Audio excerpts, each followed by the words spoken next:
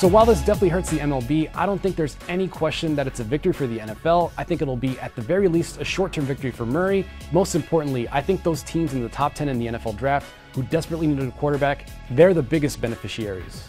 I mean, put yourself in Murray's situation. If he would have gone the baseball route, he would have had to toil in the minors to try to fight for a roster spot and then make a name for himself in the majors. In the NFL, wherever he goes, as soon as he gets to training camp, it's going to be assumed that he's a future franchise quarterback of whatever team he gets to.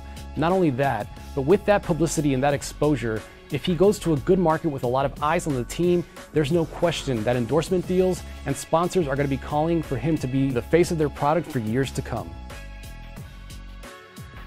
It has to be either or. I mean, Bo Jackson, did, kind of remember he joked that the NFL was his hobby, did on some weekends and, that sort of thing. But it's just too hard to do. So he's got to pick one or the other.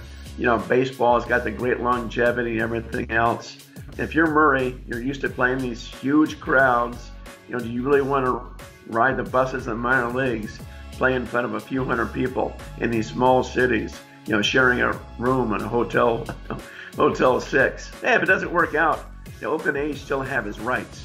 He'll have to give the signing bonus back to the A's. But unfortunately for the A's, they lose that draft pick.